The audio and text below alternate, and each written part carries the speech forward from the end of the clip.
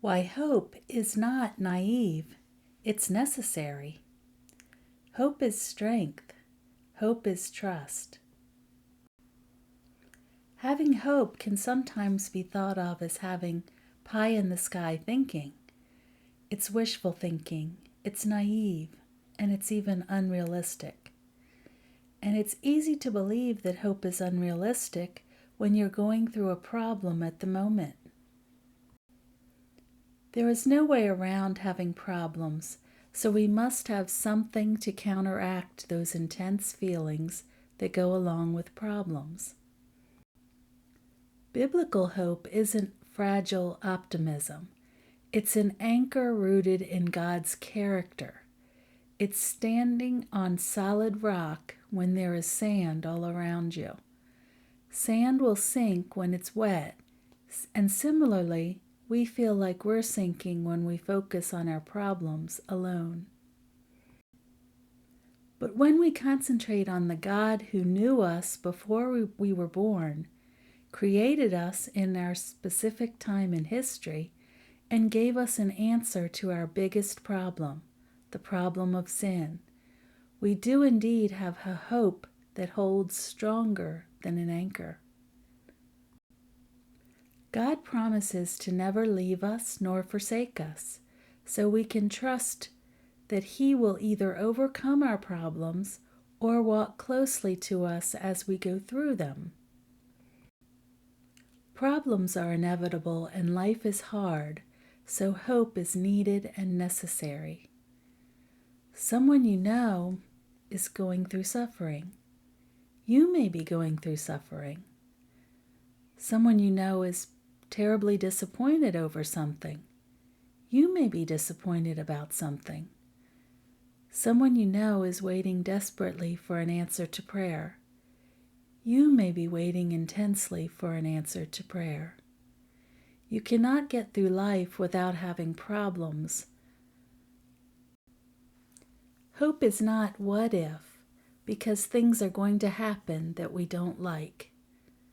Hope is even if.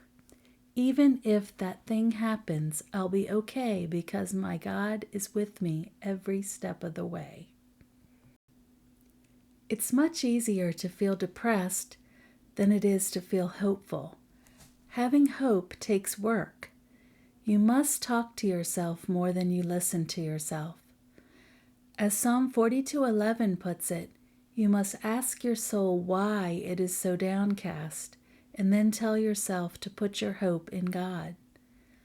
Look up and remember God. When we temporarily forget Him, we get depressed. When we remember that He is with us, we feel hope no matter what we're seeing around us.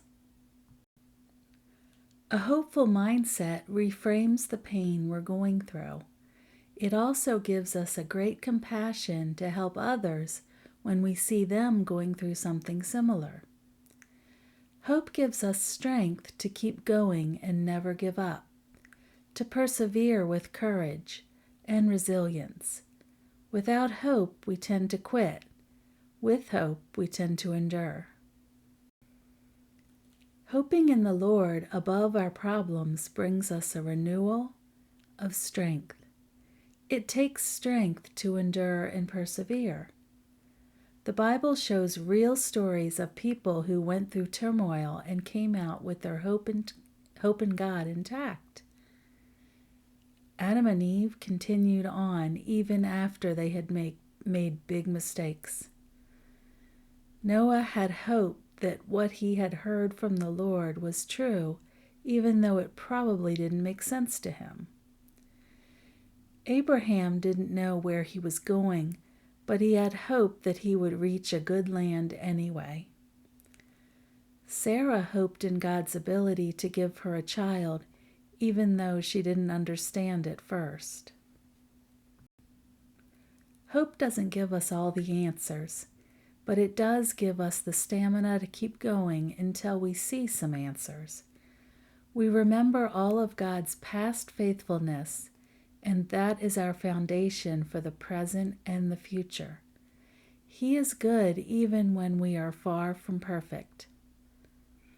Lamentations 3:21-23 says, "Yet I still dare to hope when I remember this. The faithful love of the Lord never ends. His mercies never cease. Great is his faithfulness. His mercies begin afresh every morning." Hope, even when we don't feel like it, is an act of obedience and trust. The key is to be constantly in prayer, connected to the vine, which is Christ.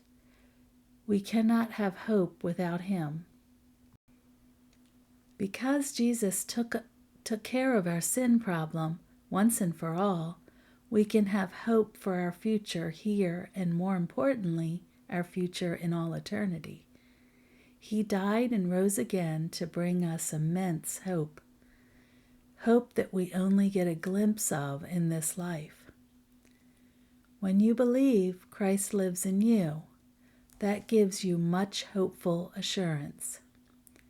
May God encourage you every day as you put your hope in him and live in hope continually.